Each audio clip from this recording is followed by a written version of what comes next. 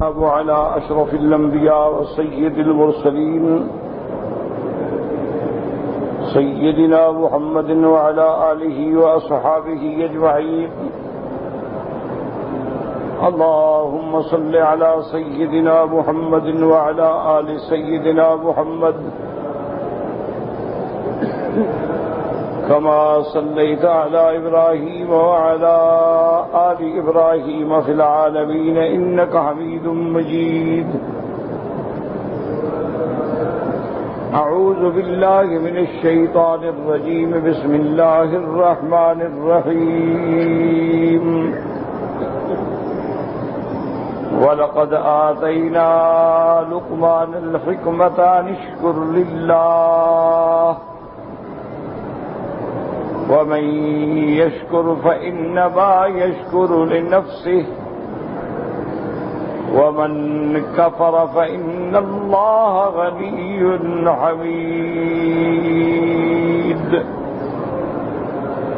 قال المؤلف والمفسر رحمه الله تعالى: أدام النفع بعلومه وعلومكم في الدارين آمين، إلى أن قال: اختلف السلف في لقمان هل كان نبيا أو عبدا صالحا من غير نبوة على قولين، الأكثرون على الثاني. اب مفسر رحمۃ اللہ علیہ فرماتی ہیں کہ اس بات میں اختلاف ہے کہ حضرت لقمان علیہ السلام نبی تھے یا اللہ کے اولیاء میں سے تھے. یہ اختلاف ہے، لیکن جمہور اور اکثر علماء کی رائے یہ ہے کہ وہ عبدن صالحا من غیر نبوت، کہ اللہ کے نیک بندوں میں سے تھے لیکن نبی نہیں تھے. وقال سفیان الثوری عن الاشعث بن عكرمة عن ابن عباس قال كان لقمان عبدا حبشيا نجارا. حضرت سفیان ثوری نے حضرت ابن عباس رضی اللہ تعالی عنہما کا یہ قول نقل فرمایا ہے کہ حضرت لقمان علیہ السلام جو تھے ایک سیاہ فام تھے اور نجارن لکڑی کا کام کرتے تھے.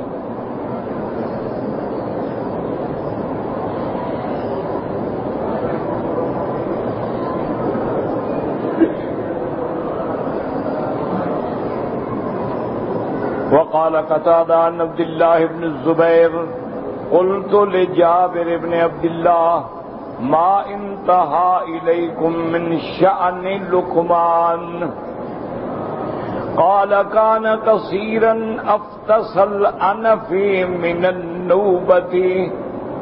حضرت قتادہ فرماتی ہیں کہ عبداللہ ابن الزبیر نے حضرت جابر ابن عبداللہ سے پوچھا کہ بھئی آپ کے علم میں حضرت لقمان کون تھے؟ تو انہوں نے فرمایا کہ حضرت لقمان جو تھے وہ درمیانے قد کے تھے اور موٹے ناک کے تھے. نوبہ علاقہ ہے حبش کا، وہ نوبی تھے، یعنی مقصد حبشی تھے. وقال يحيى بن سعيد الانصاري عن سعيد بن المسيب قال كان لقمان من سودان مصر ذا مشافر اعطاه الله الحکمت ومنعه النبوۃ. حضرت سعید بن المسیب فرماتے ہیں کہ حضرت لقمان جو ہیں یہ سودان مصر سے تھے. ایک تو ہے نا سودان حبشہ، اور ایک سودان کا وہ علاقہ ہے جس کو آج کل بھی پورٹ سودان کہتے ہیں، وہ مصر کے ساتھ لگتا ہے. تو اس کو کہا جاتا ہے کہ یہ سودان مصر ہے. تو انہوں نے فرمایا اسی علاقے سے تھے، اور آپ کے پاؤں مبارک جو تھے وہ بھی پھٹے ہوئے تھے، یعنی جیسے کہ عام حبش کے لوگ بغیر جوتے کے چلتے ہیں، جنگلوں میں چلتے ہیں تو پاؤں پھٹ جاتے ہیں. اللہ پاک نے آپ کو دانائی عطا فرمائی تھی لیکن نبوت نہیں عطا فرمائی. اللہ نے حکمت و دانائی تو عطا فرمائی لیکن اللہ نے آپ کو نبی نہیں بنایا. وقال اللوزائی قال حدثني عبد الرحمن بن حرملة قال جاء رجل اسود الى سعيد بن المسيب يسأله فقال له سعيد بن المسيب لا تحزن من اجل انك اسود فإنه كان من أخير الناس ثلاثة من السودان بلال و مہجع مولا عمر بن الخطاب و لقمان الحکیم کان اسود النوبی ذا مشافر. حضرت سعید بن المسیب کی خدمت میں ایک آدمی آیا حبش کے علاقے کا کوئی مسئلہ پوچھنے کے لیے، تو آپ نے فرمایا کہ تم اپنے آپ کو سیاہ سمجھ کے غم نہ کرو. یہ سیاہ ہونا کیا ہے؟ اللہ کی حکمت ہے کہ بعض علاقے کے لوگ سیاہ ہوتے ہیں، بعض علاقوں کے لوگ سفید ہوتے ہیں، بعض علاقوں کے لوگ جو ہے وہ گندم گون ہوتے ہیں. تو اللہ نے ہر جگہ کے لوگوں میں اچھے بھی پیدا فرمائے، برے بھی پیدا فرمائے. تو تم کیوں غم کرتے ہو اللہ کے بندے؟ اب دیکھو کہ 3 آدمی ایسے ہیں اور تینوں سیاہ ہیں، لیکن وہ بہت بڑی عظمت والے ہیں، شان والے ہیں، اخیر الناس میں سے. ایک ان میں حضرت بلال ہیں رضی اللہ، وہ بھی تو سودان سے ہیں اور حبش کے ہیں. اسی طرح مہجع مولا عمر بن الخطاب، یہ حضرت عمر بن الخطاب کے غلام ہیں، یہ بھی سیاہ ہیں. لقمان الحکیم، اور حضرت لقمان حکیم نے وہ بھی سیاہ تھے اور حبشی تھے اور مشافر تھے. تو تم کیوں غم کرتے ہو کہ میرا رنگ کالا ہے؟ کالا ہے، گورا ہے، اصل بات تو یہ ہے کہ اللہ کے ہاں کیا قبول ہے. اصل مقصد یہ ہوتا ہے کہ جو بندہ اللہ کے ہاں قبول ہو جائے. وہ ایک مثال دیتے ہیں کہ کسی آدمی کی شادی تھی، تو جیسے سہیلیاں دلہن کو سنوارتی ہیں، لباس پہناتی ہیں، مہندی لگاتی ہیں، زیور پہناتی ہیں.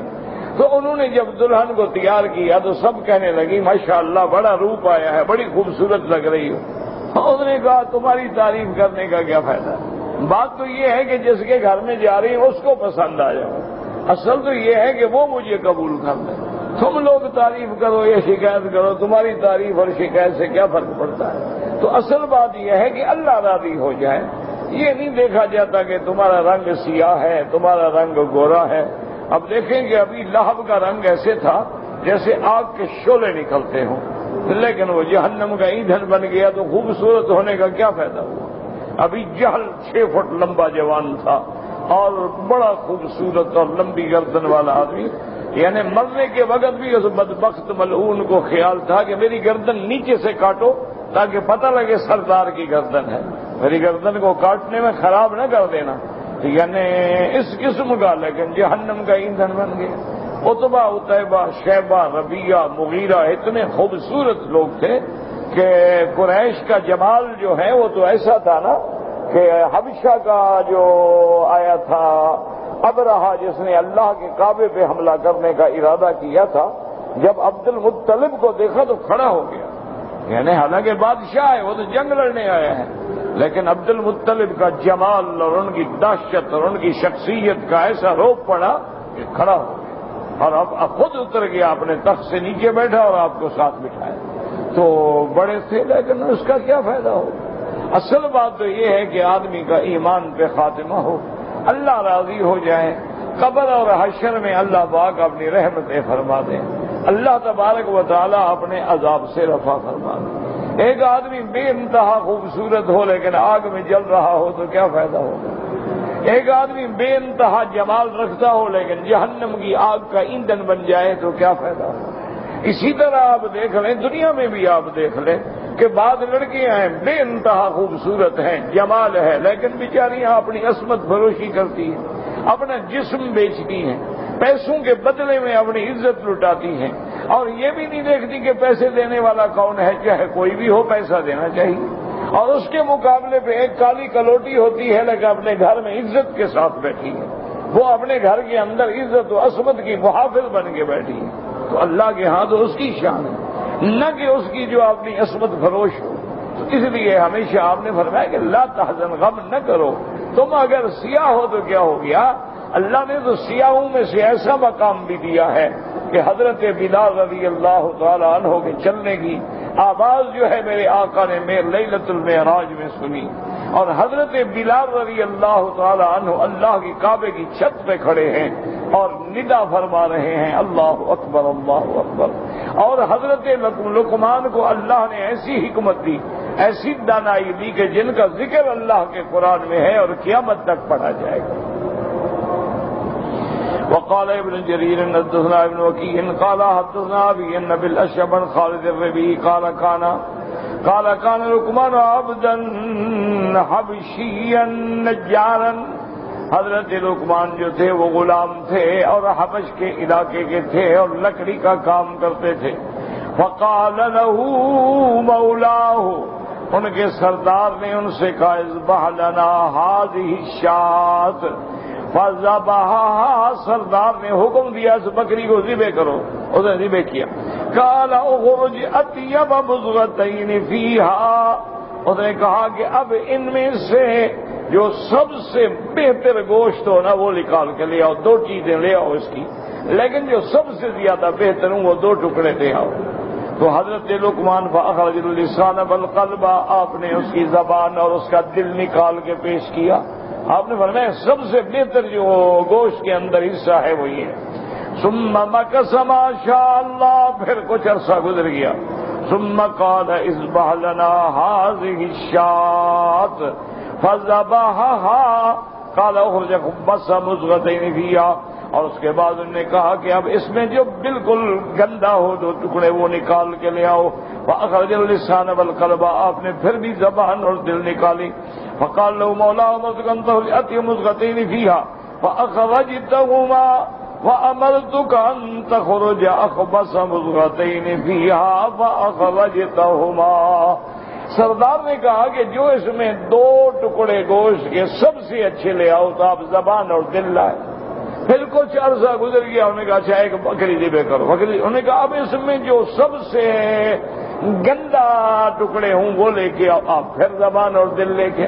انہوں نے کہا بھئی عجیب بات، میں کہتا ہوں اچھا ٹکڑا لے آؤ تو دل اور زبان لاتے ہو، میں کہتا ہوں جو گندا ہو وہ لے آؤ پھر بھی تم وہی زبان اور دل کے لے کے آتی ہو، اس کی کیا وجہ ہے؟ فقال لقمان انه ليس من شيء اطيب منهما اذا طابا ولا اخبث منهما اذا خبثا. حضرت لقمان نے فرمایا اپنے سردار سے کہ میرے سردار دیکھو، اگر یہ دو چیزیں اچھی ہو جائیں تو پھر دنیا میں اس سے اچھی چیز کوئی نہیں ہے. اگر دل بھی اچھا ہو جائے اور زبان بھی اچھی ہو جائے. اس لیے میرے آقا رحمت اللہ علیہ، میرے آقا صلوات اللہ وسلام اللہ علیہ نے فرمایا اللہ، آپ نے فرمایا خبردار، انسان کے بدن میں اللہ نے ایک ایسا ٹکڑا رکھا ہے اذا صلحت صلح الجسد كله واذا فسدت فسد الجسد كله. آپ نے فرمایا اگر وہ ٹکڑا ٹھیک ہو جائے تو سارا بدن ٹھیک ہو جاتا ہے، اور وہ ٹکڑا خراب ہو جائے تو سارا بدن خراب ہو جاتا ہے. الا وهي القلب، الا وهي القلب، الا وهي القلب. آپ نے فرمایا اس سے مراد دل ہے کہ اگر دل میں ایمان ہے، تصدیق ہے، اللہ پہ یقین ہے، رحمت دو عالم سے محبت ہے تو ساری ہدایت ہو گئی. اگر دل میں کفر ہے، نفاق ہے، شقاق ہے تو بندہ برباد ہو.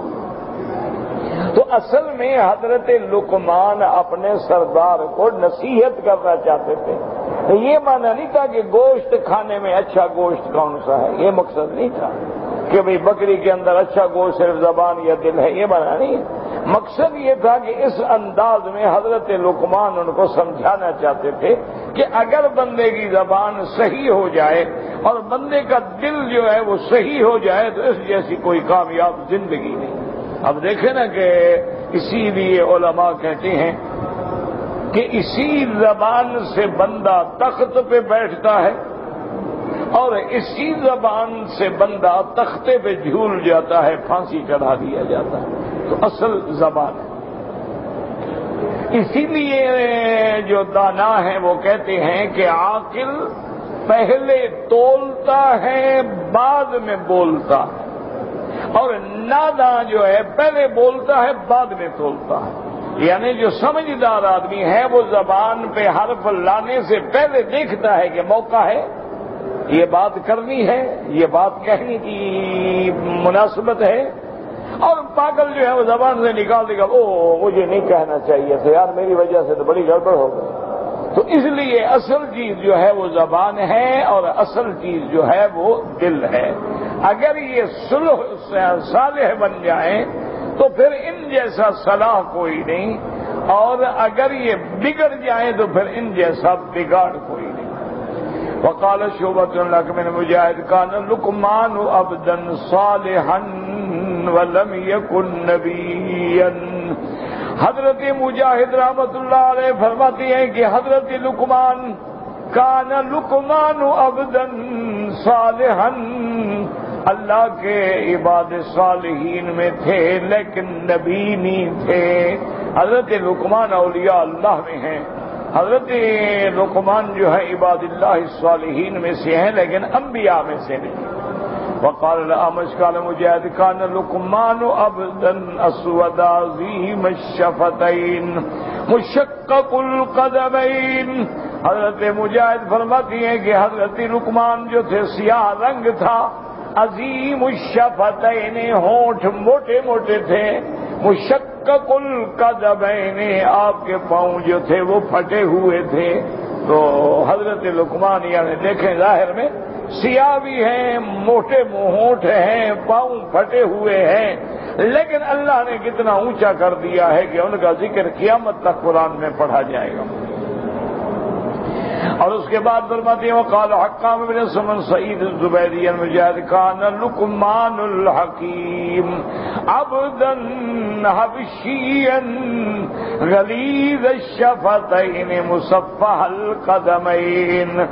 اور اس روایت میں ہے کہ حضرت لقمان حکیم جو تھے وہ سیاہ فام بھی تھے، موٹے ہونٹ بھی تھے، مصفح القدمین چھوٹے اور سیدھے پاؤں والا بندہ۔ وقال ابن جرير حدثنا ابن حميد قال حدثنا الحكم قال حدثنا عمرو بن قيس قال كان لقمان عبدا اسود غليظ الشفتين مصفى القدمين فاتاه رجل وهو في مجلس ناس يحدثهم فقال له ألست الذي كنت ترعي معي الغنم في مكان كذا وكذا قال نعم قال فما بلغ بك ما أرى قال صدق الحدیث والصمت اما لا یعنینی۔ اب اس روایت مبارک میں آتا ہے کہ حضرت لقمان اپنی مجلس میں بیٹھے ہوئے درس دے رہے تھے، ایک بندہ آیا اور اس نے کہا دیکھ کے اس نے کہا لقمان تم وہی نہیں ہو ہم کٹھے بکریاں چراتے تھے؟ انہوں نے کہا ہاں بالکل میں وہی ہوں۔ انہوں نے کہا ومارا ما بھی کمارا، اس مقام پہ تم کیسے پہنچ گئے کہ آج دنیا تیری باتیں سننے کے لیے بیٹھی ہے؟ تو حضرت لقمان نے فرمایا صدق الحدیث، اس مرتبے پہ میں پہنچا ہے کہ میں نے سچ بولا ہے، کبھی جھوٹ نہیں بولا ہے۔ وَالصَّمْتُ مَا لَا يَعْنِينِي، اور جس بات کی کام نہ ہو، ضرورت نہ ہو، میں خاموش رہتا ہوں۔ بس ان دو چیزوں پہ عمل کیا ہے تو اللہ نے مجھے اونچا کر دیا۔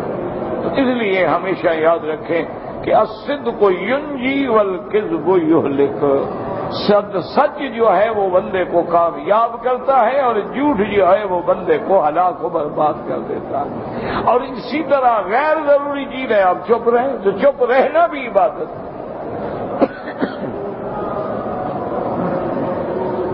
وہ مثال تاریخ میں آتی ہے کہ ایک آدمی حجاج ابن یوسف جو اپنے وقت کا بہت بڑا ظالم انسان تھا،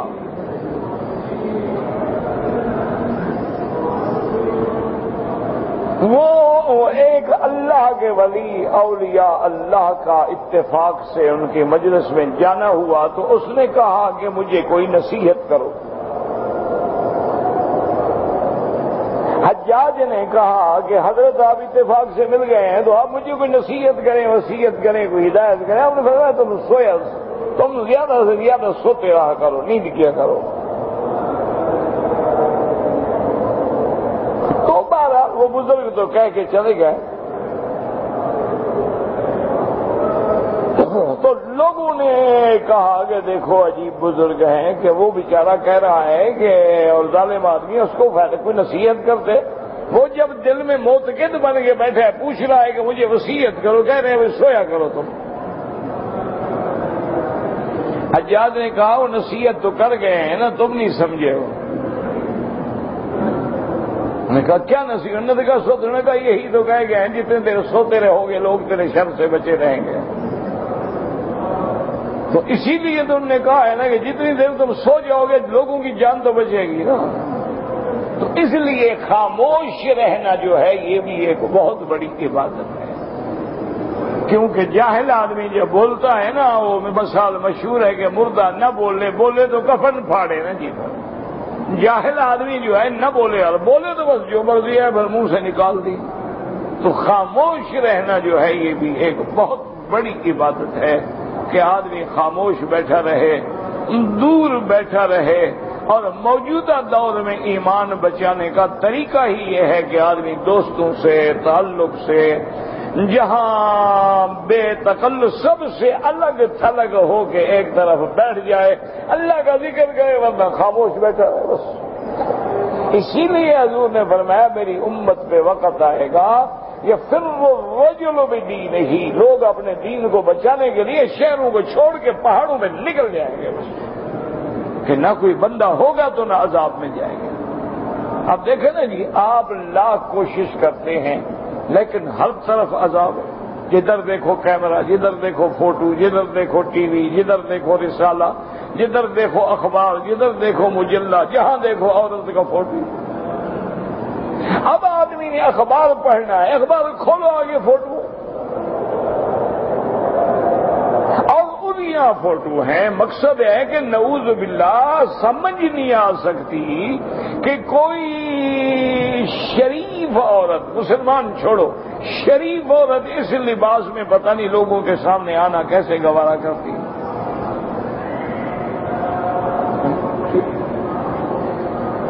انا للہ و انا الیہ راجعون۔ تو بس اس لیے سب سے بہتر ہے کہ آدمی چپ کر کے اپنا اکیلا بیٹھا رہے اپنے کمرے۔ آج تو میرا بھائی گھر میں بھی سکون نہیں ہے نا، آپ لاکھ نہ کریں، بچے ٹی وی چلائیں، آپ لاکھ رسالے نہ لے آئیں، بچے مجلے لے آئیں گے، رسالے لے آئیں گے، ماشاءاللہ سب عورتیں ہیں، فوٹو ہیں، اریاں ہیں، ہر چیز اس میں سکھائی جا رہی ہے۔ اب تو انٹرنیٹ پہ میسج آ جاتا ہے کہ تم نے کوئی سیکھنا ہے تو بتاؤ۔ انا للہ و انا الیہ راجعون۔ اللہ تبارک و تعالی رحمت فرمائے۔ بس دعا کیا کرو، ہم تو عاجز لوگ ہیں، گناہ گار لوگ ہیں، ساری زندگی آدمی پڑھاتا رہے اور آخر خراب ہو جائے تو پھر کیا بنے؟ دعا کرو اللہ خاتمہ ایمان پہ کر دے، اللہ تبارک و تعالی ہر فتنے سے محفوظ فرما دے۔ وقال ابن ابي حاتم حدثنا ابو زرعة قال حدثنا صفوان قال حدثنا الوليد قال حدثنا عبد الرحمن بن يزيد عن جابر قال ان الله رفع لقمان الحكيم بحكمته رآه رجل كان يعرفه قبل ذلك فقال له ألست عبد بني فلان الذين كنت ترعى بالأمس قال بلى۔ حضرت جابر فرماتی ہیں اللہ پاک نے حضرت لقمان کو حکمت دے کے، دانائی دے کے اونچا کر دیا۔ اس کو ایک بندے نے دیکھا جو حضرت لقمان کو پہلے سے جانتا تھا، اس نے پہچان کے کہا الست عبد بنی فلان، کیا تم فلاں کے غلام نہیں ہو جو بکریاں چراتے تھے؟ انہوں نے کہا ہاں بالکل۔ قال فما بلغ بك ما ارى، اس مقام پہ کیسے پہنچے ہو تم؟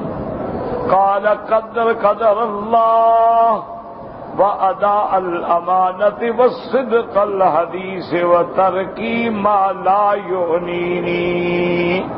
انہوں نے فرمایا سب سے پہلی بات جو ہے قدر اللہ، اللہ کی تقدیر، اللہ جس کو چاہے اونچا کر دے، جس کو چاہے نیچا کر دے۔ تو تعز من تشاء وتذل من تشاء۔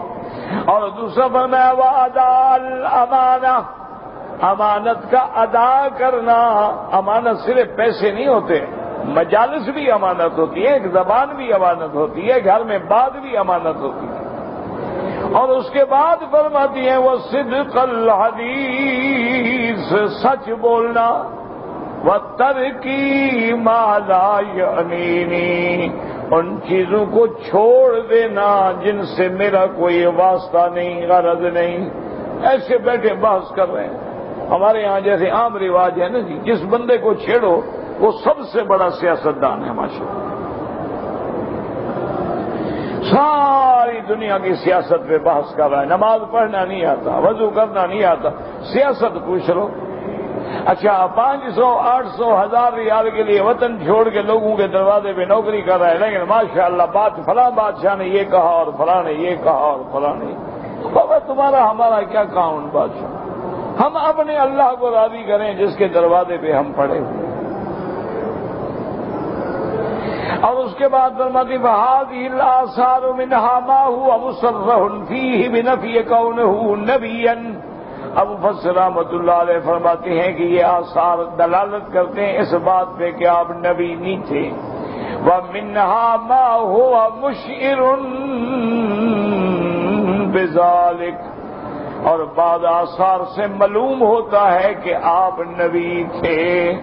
لأن كونه عبدا قد مسه الرق ينافي كونه نبيا، آپ چونکہ غلام رہے ہیں اور اللہ کبھی اپنے انبیاء کو کسی کا غلام نہیں بناتے، ان میں غلامی نہیں ہوتی، آزاد ہوتے ہیں، احرار ہوتے ہیں۔ اب اس کے بعد فرماتی ہیں لأن الرسل كانت تبعث في أعصاب قومها، اور اللہ جب نبی بھیجتے ہیں تو اس علاقے کی جو اعلیٰ قوم ہے اس میں نبی بھیجتے ہیں۔ ولہذا كان جمهور السلف على أنه لم يكن نبيا، اس لیے سلف اسلاف جمہور یہ کہتے ہیں کہ حضرت لقمان جو تھے وہ نبی نہیں تھے۔ وَإِنَّمَا يُنْقَلُ قَوْلُهُ نَبِيًّا عَنْ اِكْرَمَةَ إِنْ صَحَّ السَّنَدُ إِلَيْهِ، صرف حضرت اکرمہ کا ایک قول ہے، لیکن اللہ عالم سند بھی صحیح ہے یا نہیں ہے، وہ فرماتے تھے کہ نبی تھے۔ فَإِنَّهُ رواه ابن جریر وابن ابی حاتم من حدیث وکیع عن اسرائیل عن جابر عن اکرمۃ قال كان لقمان نبيا وجابر هذا هو ابن يزيد الجوفي وهو ضعيف والله اعلم۔ اس روایت میں آتا ہے ان اسرائیل ان جابر ان اکرمہ، کہ جابر ابن یزید الجوفی جو ہے یہ ضعیف ہے، صرف حضرت اکرمہ کا ایک قول ہے کہ حضرت لقمان نبی تھے، لیکن جمہور اس بات پہ ہیں کہ اللہ کے ولی تھے۔ وقال عبداللہ بن وہب قال اخبرنی عبداللہ بن عیاش القطوانی عن عمر مولا غفر قال وقف رجل على لقمان الحکیم فقال انت لقمان انت عبد بن الحصحاص قال نعم قال انت راعي الغنم قال نعم۔ حضرت عمر مولا غفرہ سے روایت ہے کہ ایک بندہ حضرت لقمان کے پاس آیا اور حضرت لقمان سے کہنے لگا انت لقمان، تم لقمان ہو؟ نے کہا میں۔ فرمایا انت عبد بن الحصحاص، بنی حساس کے تم غلام تھے؟ انہوں نے کہا ہاں بالکل میں غلام تھا۔ انت راعی الغنم، اس نے کہا کہ تم بکریاں چراتے تھے؟ انہوں نے کہا ہاں بالکل چراتا تھا۔ قال انت الاسود، اور کہنے لگا دیکھو تم سیاہ فام بھی ہو۔ قال اما سوادی فظاہر فما الذی یعجبک من امری، آپ نے فرمایا یار یہ جو کہہ رہے ہو تم سیاہ ہو، میرا سیاہ رنگ جو ہے ظاہر ہے، واضح ہے، کیا مقصد کیا ہے تمہارا ان باتیں کہنے کا؟ قال وَتُ النَّاسِ بِسَاطَكَ وَغَشِيَهُمْ بَابَكَ وَرِضَاهُمْ بِقَوْلِكَ، اس نے کہا میں اس بات پہ حیران ہوں کہ لوگ جو ہیں وہ تیری طرف آ رہے ہیں، تیرے دروازوں پہ لوگ کھڑے ہوئے ہیں، اور جو تو بات کہتا ہے لوگ سنتے ہیں، مانتے ہیں۔ میں اس بات پہ حیران ہوں کہ تم بکریاں چرانے والے ایک حبشی ہو، فلاں کے غلام ہو، یہ ساری مخلوق تیرے دروازے پہ پڑی ہے، کیا وجہ ہے؟ قال یا ابن اخی ان سقیت الی ما اقول لك كنت كذلك، حضرت لقمان نے فرمایا میرا بھائی اگر تم بھی مہربانی کر کے میری بات سنو اور تم اس پہ عمل کرو تو اللہ تمہیں بھی عزت دیں گے، اللہ تمہیں بھی شان دیں گے۔ قال لقمان غضی بصری وکفی لسانی، میں نے اپنی آنکھوں کو حرام سے بند رکھا ہے، میں نے اپنی زبان کو جھوٹ سے اور گندی باتوں سے بند رکھا، وعفت تہمتی، اور میں نے حلال کا لقمہ کھایا، وحفظی فرجی، میں نے شرمگاہ کی حفاظت کی، وقولی بالصدق، اور میں نے جب بات کی سچی کی، ووفائی بعہدی، اور جب میں نے وعدہ کیا پورا کیا، وتکرمتی ضیفی، میں نے اپنے مہمانوں کا اکرام کیا، وحفظی جاری، اپنے ہمسائے کی حفاظت کی۔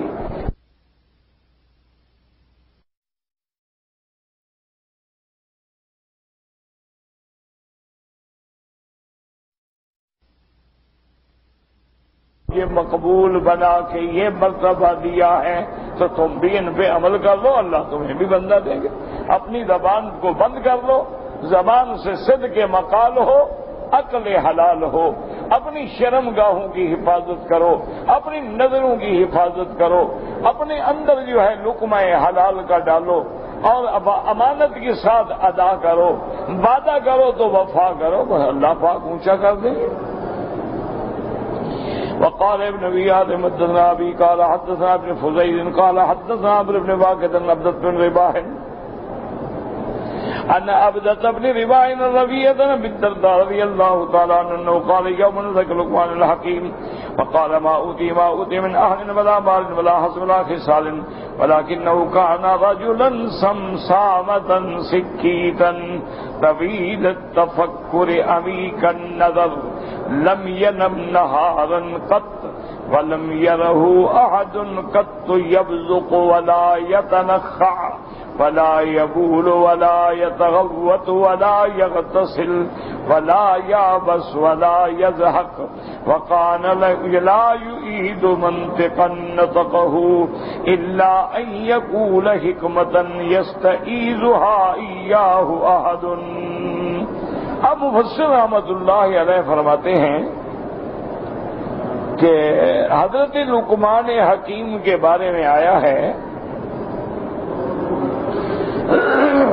کہ آپ کے پاس کوئی اہل، مال، حسب، نسب، خاندان یہ کچھ بھی نہیں تھا، ایک عبد تھے، غلام تھے، اور وہ بھی سیاہ تھے۔ کان رجلا صمصامۃ سکیتا، صمصامہ مانا کثیر الصمت، کہ بندہ بالکل خاموش رہنے والے تھے، بولتے نہیں۔ اللہ اکبر، طویل التفکر، ہر وقت اللہ کے ذکر کی سوچ میں تھے، عمیق النظر، ہر چیز میں بڑی نظر گہری رکھتے تھے، لم ینم نہارا، دن میں بالکل نہیں سوتے تھے، ولم یرہ احد، اور کسی بندے نے ان کو تھوکتا ہوا یا ناک صاف کرتا ہوا نہیں دیکھا، یعنی علیحدگی میں جا کے کرتے تھے۔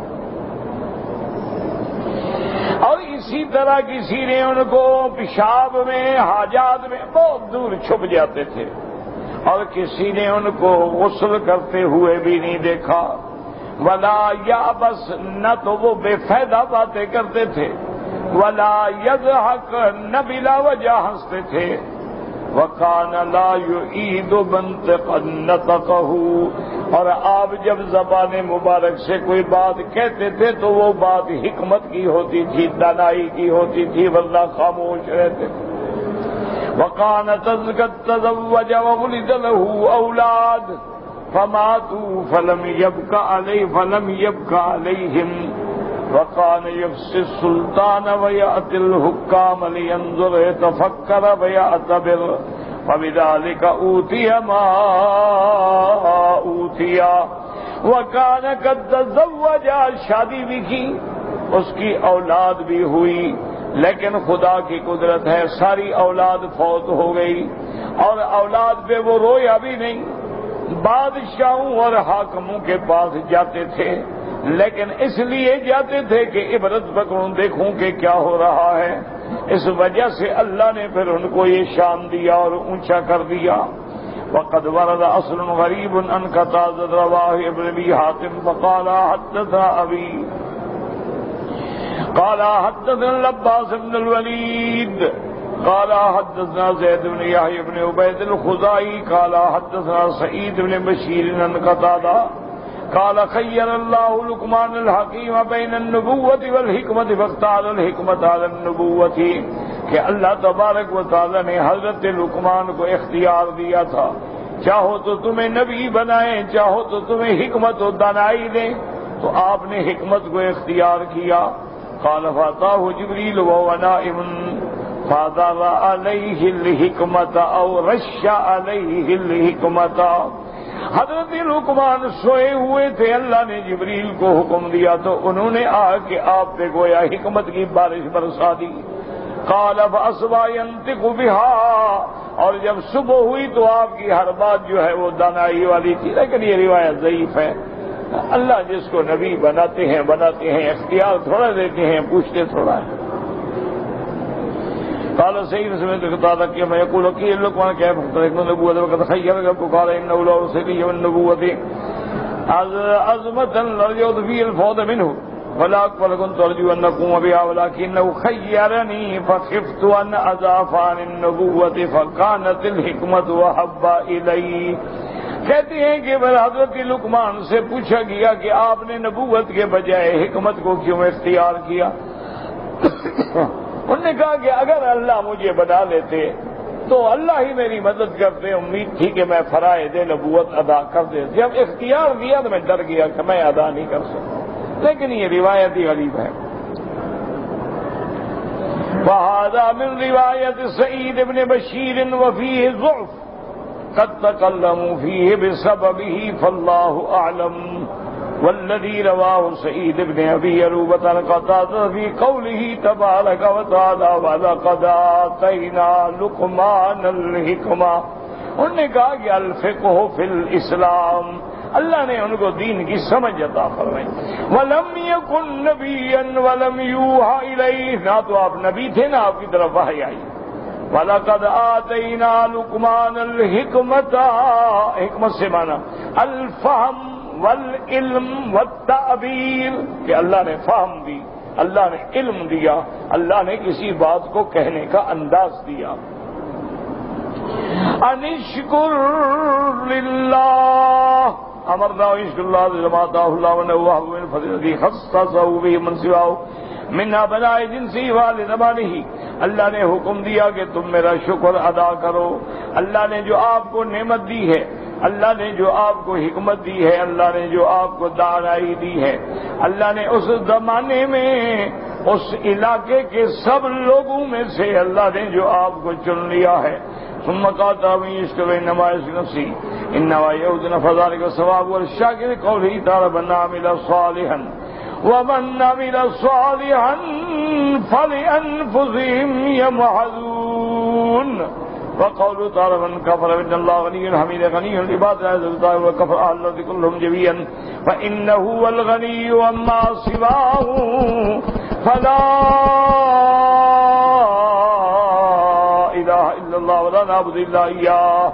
اللہ پاک فرماتے ہیں جو کفر کرے نہ شکری کرے اس کا عذاب اس پر ہے، اللہ تو بادشاہ ہے، اس کو کسی کی کیا ضرورت؟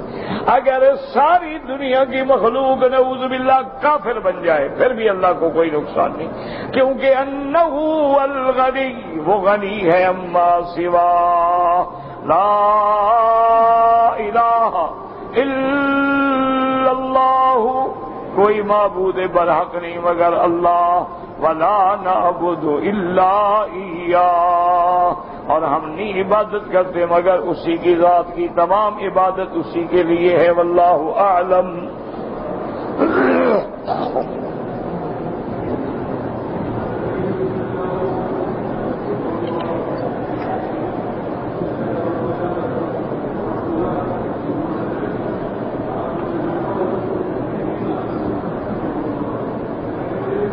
میرا بھائی میں نے لکھا تھا کہ علم میراث جو ہے یہ مستقل علم ہے.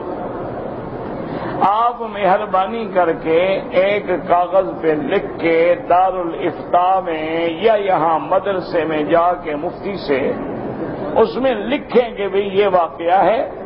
اس طرح بھائی ہیں، سب بھائیوں کو کیوں ملاتے ہو؟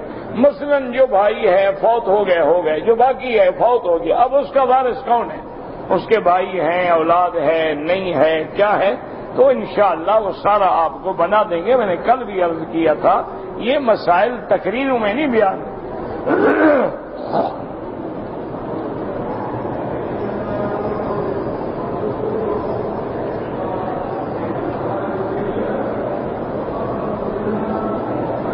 میرا بھائی حج یا عمرہ جو ہے یہ نفلی عبادت ہے.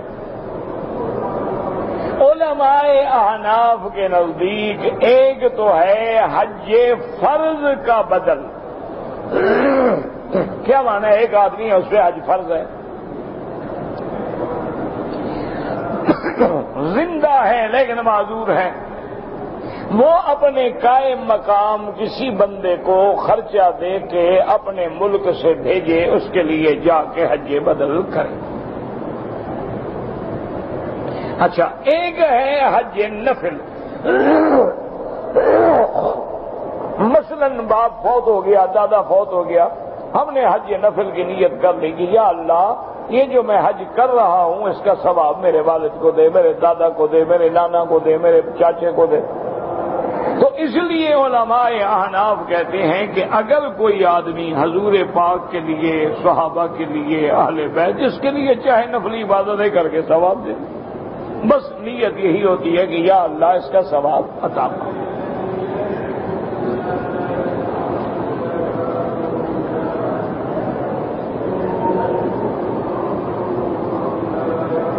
اگر ایک آدمی ریاض سے مکہ مکرمہ آیا ہے لیکن اس کو کمپنی نے کام کے لیے بھیجا ہے، اس نے احرام نہیں باندھا تو کوئی دم نہیں، چونکہ وہ عمرے کے لیے اس کا مقصد ہی نہیں ہے اور کمپنی نے بھیجا تو نوکری کر رہا. پھر کچھ عرصے کے بعد مکے میں رہتے ہوئے اس نے مسجد عائشہ یا جعرانہ سے جا کے عمرہ کیا، ٹھیک جائز ہے، کوئی منع نہیں اور کوئی دم بھی نہیں. لیکن یاد رکھو جب کمپنی تمہیں ریاض سے مکہ بھیج رہی تھی، اگر تم طائف والے میقات سے احرام باندھ کے عمرہ کر لیتے تو سبحان اللہ تمہیں آدھے حج کا ثواب مل جاتا. عمرہ جو ہے وہ تو چھوٹا حج ہے، اور آ بھی رہے تھے، خرچہ بھی کمپنی کا، ٹکٹ بھی کمپنی کی، آنا جانا بھی کمپنی کے ذمہ، تم نے 2 گھنٹے صرف چادریں باندھ لی. بہرحال دم کوئی نہیں.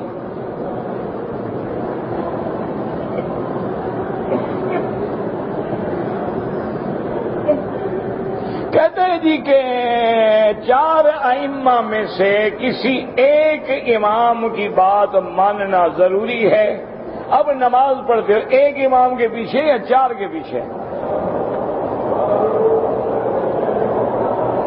ہر صف میں پھر ایک الگ امام کھڑا کر دو. کوئی وجہ تو ہے نا کہ ایک کے پیچھے کھڑے ہوں. کیوں؟ اس کے بجائے میرا بھائی نظم و نسق قائم نہیں رہ سکتا. اگر 4 امام ہیں، ایک رکوع میں جا رہا ہے، ایک سجدے میں جا رہا ہے، ایک کھڑا ہو رہا ہے، تو قوم تو تقسیم ہو گئی. ایک امام کے پیچھے اللہ اکبر اللہ اکبر، بس امام رکوع میں گیا، سب رکوع میں. اسی لیے ضروری ہوتا ہے کہ آدمی فقہی مسائل میں، فروعی مسائل میں کسی ایک امام کی تقلید کرتا ہے تاکہ الجھنوں سے بچ جائے. لیکن بات یاد رکھو کہ اگر مثلا تمہیں اللہ نے اتنا علم دیا ہے کہ تمہیں پتا ہے کہ اس مسئلے میں امام ابو حنیفہ کی دلیل یہ ہے، امام شافعی کی دلیل یہ ہے، امام مالک کی دلیل یہ ہے، امام احمد ابن حنبل کی دلیل یہ ہے، اور ان 4 میں فلاں کی دلیل زیادہ مضبوط ہے، اس کو لے لوں، تو پھر تو تمہیں کسی کی تقلید کی ضرورت ہی نہیں ہے کہ کسی کی تقلید کرو. اللہ نے جب تمہیں خود عالم بنا دیا ہے، اللہ نے تمہیں وسعت معلومات عطا فرما دی ہے، تمہارے سامنے تمام ائمہ کے دلائل موجود ہیں، تو پھر کیا ضرورت ہے تمہیں؟ اور ایک بات اور بھی یاد رکھیں کہ مثلا امام ابو حنیفہ رحمت اللہ علیہ یا امام شافعی یا امام احمد ابن حنبل یا امام مالک رحمت اللہ علیہم، یہ صرف ان کا قول نہیں ہوتا، ایک بات یاد رکھا کرو، یہ ہر فقہ کی تقریباً یوں سمجھ لیں کہ 1200 سال کے علماء کی ریسرچ ہے۔ مسئلہ سمجھو، مثلا ایک امام ابو حنیفہ رحمت اللہ علیہ نے ایک بات فرمائی، اب امام صاحب تو تقریباً 150 ہجری میں فوت بھی ہو گئے، تو 150 ہجری سے لے کر 1428 ہجری تک ہر دور میں علماء آ رہے ہیں جو ان کے قول پہ بحث کر رہے ہیں، دیکھ رہے ہیں، حوالے دیکھ رہے ہیں، آگے پیچھے تمام فتاوی پہ نظر ڈال رہے ہیں، تمام احادیث پہ نظر ڈال رہے ہیں، تو اب تو ماشاءاللہ گویا 1200 سال کی محنت کے بعد بات نکلی ہے۔ اسی لیے آپ دیکھیں کہ ان کے شاگرد ہیں ابو یوسف اور محمد ابن حسن الشیبانی، اور وہ خود ہی اتنے بڑے عالم ہیں کہ امام شافعی ان کا شاگرد ہے۔ امام شافعی وقت کا امام ہے لیکن محمد ابن حسن الشیبانی کا شاگرد ہے، اور امام احمد ابن حنبل امام شافعی کا شاگرد ہے۔ خود اس سے اندازہ کریں گے، یعنی شاگردوں کا شاگرد۔ امام بخاری کا بہت بڑا مقام ہے حدیث میں، لیکن وہ عبداللہ ابن المبارک کے شاگرد ہیں، اور عبداللہ ابن مبارک امام ابو حنیفہ کا شاگرد ہے، یعنی وہ شاگردوں کے شاگرد ہیں۔ اچھا، اسی طرح دیکھیں امام ترمذی امام بخاری کا شاگرد ہے رحمت اللہ علیہم، اللہ ان کے قبروں پہ کروڑوں رحمتیں فرمائے، اللہ ان کے قبروں کو باغ جنت بنائے اور ان کے درجات کو بلند فرمائے۔ دیکھیں امام ترمذی امام بخاری کا شاگرد ہے، لیکن ساری ترمذی پڑھ جاؤ، کسی فقہی مسئلے میں اس نے اپنے استاد کا قول نہیں لیا، شاگرد ہے امام بخاری کا۔ اچھا، جہاں رجال کی بحث ہوگی، جہاں حدیث کی سند کی بحث ہوگی، وہاں اپنے استاد سے پوچھے گا، قال امام محمد، یعنی محمد ابن اسماعیل البخاری، کہ میرے استاد نے یہ کہا ہے کہ یہ راوی ضعیف ہے، یہ راوی قوی ہے، یہ راوی ثقہ ہے، یہ راوی لا باس بہ ہے، یہ راوی صدوق ہے، سچا ہے، لیکن لہو اوہام، اس کو کبھی کبھی بعد میں وہم بھی ہوتے تھے، یہ صدوق تو ہے لیکن مدلس ہے، یہ صدوق تو ہے لیکن سیء الحفظ ہے۔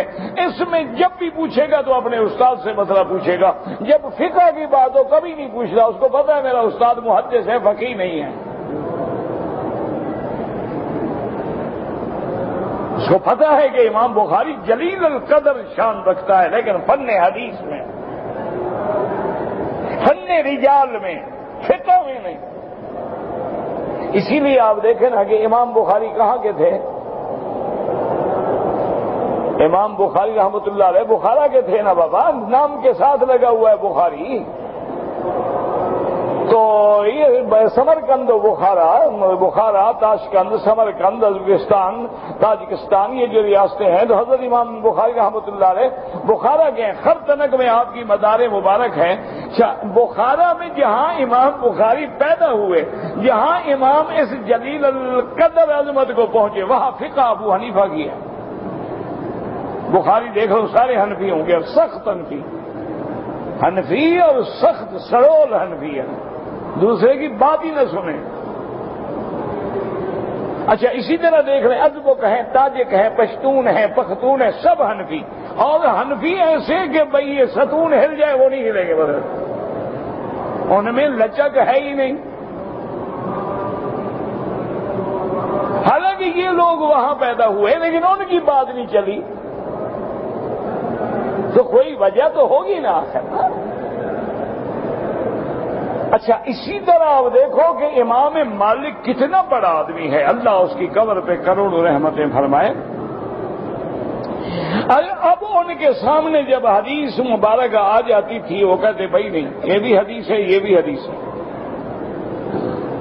لیکن دیکھو مدینے والے کس حدیث پہ عمل کرتے ہیں۔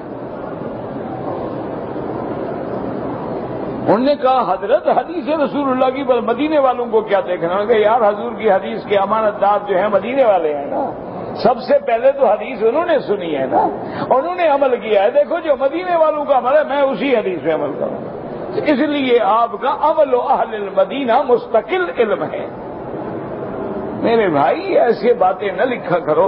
اب جس نے یہ سوال لکھا ہے نا تو اس نے تقلید کو تقلید لکھا ہے کعبے والے کاف کے ساتھ، یعنی اس کو یہ بھی پتہ نہیں ہے کہ تقلید جو ہے نقطے دو والا کاف ہوتا ہے، یہ کاف کعبے والا نہیں ہوتا ہے، اس کو لکھنا نہیں آتا، مسئلہ تقلید کا پوچھ رہا۔ اب کوئی علاج ہے ایسے؟ وہ اللہ کے بندے تجھے تو لفظ تقلید اور تقلید میں فرق نہیں آتا، تمہیں تو قلم اور قلم میں فرق نہیں آتا، اور مسئلہ پوچھتے ہو ائمہ کی تقلید کے بارے میں۔ ماشاءاللہ اللہ ہدایت دے، اور کیا کرے۔ انا للہ و انا الیہ راجعون، اور دعا کرو خدا کے لیے اب امت کو نہ لڑاؤ، وقت بڑا نازک آ گیا ہے، کفر تمہیں مٹانا چاہتا ہے، وہ نہیں پوچھے گا حنفی ہو شافعی ہو حنبلی ہو اہل حدیث ہو۔ اب تو جو بندہ دین پہ چل رہا ہے اس کا عزت کرو، احترام کرو، وہ چاہے حنفی ہے شافعی ہے اہل حدیث ہے مالکی ہے حنبلی ہے، کوئی ہے نماز تو پڑھ رہا ہے نا، شکر کرو اللہ۔ اگلے دن مجھے ایک آدمی نے پوچھا، کیا لگا جی یہ تبلیغ والوں کا کیا فائدہ ہے؟ میں نے کہا جی میں نے تو کبھی گیا نہیں جماعت کے ساتھ، مجھے کیا پتا کیا فائدہ ہے، میں نے کبھی وقت ہی نہیں لگایا، نہ 3 دن نہ 7 دن نہ 1 مہینہ نہ 40 دن۔ کہتے دیکھو جی ایسے خام خواہ بس لگے ہوئے ہیں، بس ادھر جا رہے ہیں ادھر جا رہے ہیں، بس خام خواہ کے لیے۔ میں نے کہا تم نے کیا دے؟ کہتے جی میں بنگلہ دیش کا ہوں۔ میں نے کہا اچھا۔ میں نے کہا بنگلہ دیش میں سنا ہے اجتماع تھا؟ کہتے ہاں جی میں بھی گیا تھا۔ میں نے کہا اچھا گیا تھا۔ میں نے کہا کیا خیال ہے کتنے آدمی تھے؟ کہتے ہیں جی اخبار والوں نے تو بڑا جھوٹ بولا کہ 30 لاکھ آدمی تھے، لیکن میرا خیال ہے 5-6 لاکھ آدمی ہوں گے۔ میں نے کہا چلو تیرا خیال صحیح، اخبار والے جھوٹے۔ کتنے دن اجتماع تھا؟ کہتے 3 دن۔ میں نے کہا 3 دن 6 لاکھ بندے کو نماز پڑھاؤ، 3 دن باقاعدہ حلال کھلاؤ، چور کو چوری سے بند کر دو، بدماش کو بدماشی سے بند کر دو، یہی تھوڑا کام ہے ان کا؟ اور 3 دن کے لیے تو اللہ کی مخلوقات 6 لاکھ بندے کو روکا ہوا ہے نا کہ نماز پڑھو۔ چلو اور کوئی فائدہ نہ ہو، یہی فائدہ ہے کہ نہیں ہے؟ کہتے ہیں ہاں ایسا تو ہم نے سوچا نہیں تھا۔ میں نے کہا اب تم حضور سوچو۔ کہتے ہیں اچھا استاد سوچے گا۔ چلو اچھی بات، شکر ہے، چلو سوچے گا تو شاید کام بن جائے۔ عورت اگر اپنے بچے کو نیند کی حالت میں مار دیا کچھ نہیں ہے، کوئی عورت چاہتی ہے بس نیند میں بیچاری اوپر آ گئی بچہ مر گیا۔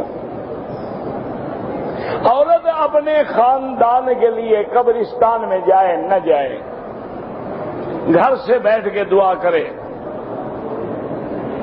قبلے کی طرف پیر پاؤں کرنا جو لوگوں کے ملک میں بے ادبی ہے وہ نہ کیا کریں، جن لوگوں کے ہاں یہ بے ادبی نہیں ہے کوئی حرج نہیں، یہ تو ہر ملک کا رواج ہے نا۔ نمازی کے سامنے نہ گزریں، مجبوری ہو تو سجدے کی جگہ سے دور گزریں۔ کچھ لوگ کہتے ہیں کہ حضور کو حضور کہتے ہیں، تو حضور کہنے سے حاضر ناظر نہیں ہوتا، ورنہ تو بنگلہ دیش کے سارے مولوی حاضر ناظر ہوں، وہاں تو چھوٹا ہو بڑا ہو حضور حضور حضور آ گیا، حضور آ گیا، حضور جا گیا، حضور آ گیا، حضور جا رہا ہے، حضور آ گیا، حضور کھڑا ہو گیا، حضور بیٹھ گیا، وہ تو پھر سارے حاضر ناظر ہو جائیں۔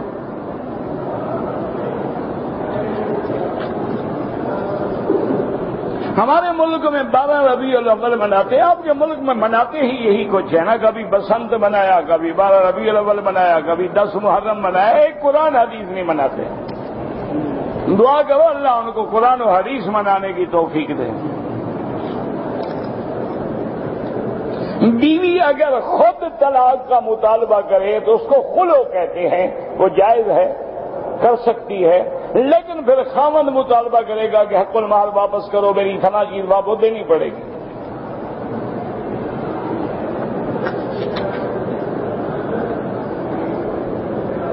کہتے تھے کہ نبی کے رحم کے بعد صحابہ جو تھے وہ کس امام کے قول پہ تھے؟ سب سے بڑے امام نبی کے قول پہ۔ ہم پھر صحابہ کے قول پہ آ گئے۔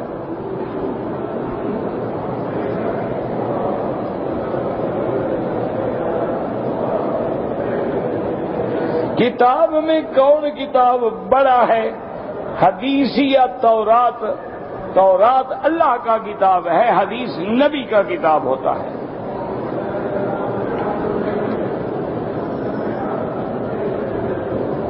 کہتے تھے کہ ہمارے ہاں روزہ افطار کرنے میں دعوتیں ہوتی ہیں بڑی بڑی، پتہ نہیں حلال کا پیسہ ہے حرام کا ہے، تو افطار کرنے والے کون سے اللہ کے ولی ہوتے ہیں؟ وہ بھی تو ہمارے جیسے ہوتے ہیں نا، جیسے دعوت دینے والے جیسے کھانے والے، کوئی بات نہیں، مزے کرو۔ جو اللہ کے ولی ہیں وہ ان دعوتوں میں جاتے ہی نہیں، جو جاتا ہے وہ تو میرے جیسا ہوگا نا۔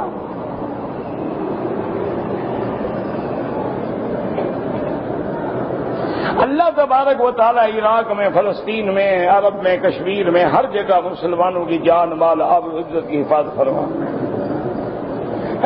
بہرحال ربیع الاول کی 12 تاریخ کو نعت خوانی کرنا جو ہے بدعات ہے، اس کا قرآن و حدیث سے کوئی تعلق نہیں۔ اگر یاد رکھو یہ عشق ہوتا یا سنت ہوتی یا دین ہوتا تو سب سے پہلے مجلس کرنے والا ابو بکر، عمر، عثمان و علی رضوان اللہ تعالی علیہم اجمعین۔ صلی اللہ تعالی علی خیر خلقہ سیدنا محمد و آلہ و صحبہ اجمعین برحمتک یا ارحم الراحمین۔